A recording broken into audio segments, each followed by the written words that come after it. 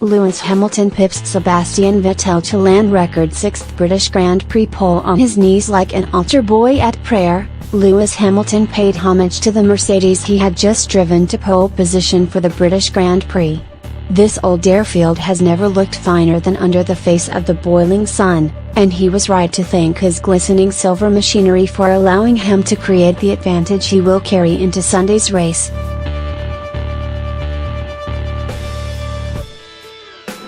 But the real hero of the qualifying hour was Hamilton himself.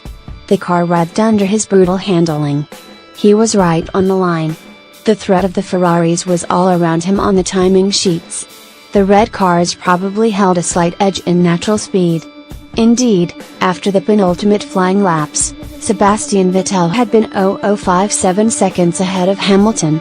It would take a superhuman effort from the Briton to prevail over Vettel across 3.66 miles of the track's bumps.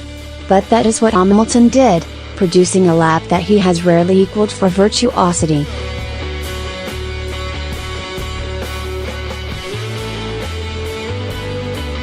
Vettel was eclipsed by 0.044 seconds with Kimi Räikkönen third, 0.098 seconds off, and to underline Hamilton's success in rising beyond the car's own generous limits, his Mercedes teammate Valtteri Bottas was zero. Insane was Hamilton's verdict on the demands presented by the superfast 2018 cars on one of the world's fastest race tracks. Given his performance, it was no surprise to see Hamilton jump out of his car in the style of Frankie Dettori after a Royal Ascot winner, and pump the air with double-fisted delight.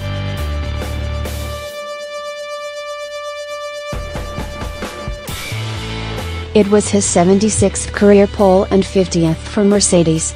Now Hamilton has the chance to make more history on Sunday by moving ahead of Jim Clark and Alain Prost as the only 6-time winner of the British Grand Prix.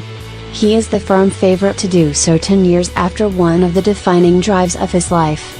In driving rain, he unforgettably won at Silverstone by more than a minute, lapping all but Nick Heidfeld and Rubens Barrichello in second and third places.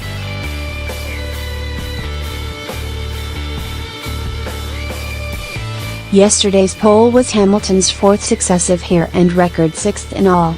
The records are tumbling at his right foot. I knew we were up against it, and to pull it together was the hardest thing I can remember, he said. It felt like one of the most pressurized laps I have ever had. The adrenaline was way above the limit that I have ever experienced. It took everything from me, but the fans were there and I could see them lifting me on. I really wanted to do it for them and to give a boost to the England football team.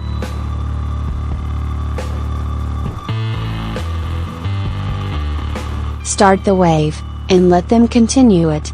All around Silverstone's vast campus, on big screens, people's attention was turning to the World Cup, with the quarter-final starting just before qualifying ended.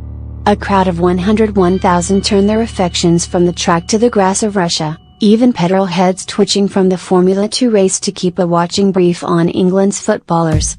Ferrari have picked up a lot of pace this weekend, but we are in the best position we can be, said Hamilton. I am excited for a close race.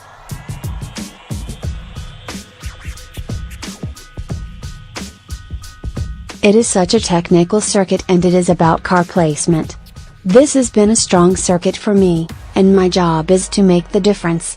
I didn't leave anything on the table today. Poor Vettel was a little downcast afterwards. He had a sharp pain in the neck, literally. He had felt it in the third practice session and received physio treatment to get him ready for qualifying. Doping rules did not allow him to take an injection. He just wore strapping and got on with it.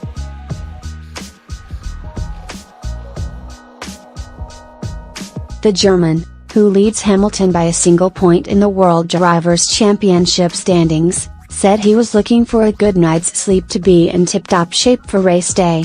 One factor that may play a role on the outcome is the sweltering heat forecast for the race and its effect on the durability of the tires. Blistering? Explosions? Is there drama ahead? At the back of the grid came embarrassment for Williams, a team whose first victory of 114 came in this race in 1979. Alan Jones was that winning driver.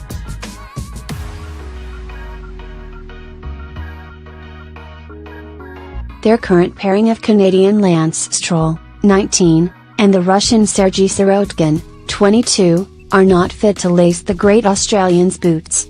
Watching here was Sir Frank Williams, founder and guiding spirit of the team. He is a rare visitor to the paddock these days, and his staff played the theme tune from Top Gun, his favorite film, in the Old Boys honor to welcome him to the garage. He smiled widely at the thoughtful gesture. But there was little else to cheer him. Stroll spun off at 200 miles per hour before Sirotkin also careered into the gravel. They qualified last and second last. Sir Frank's daughter, Claire, put both hands to her mouth to hide her open-mouthed despair.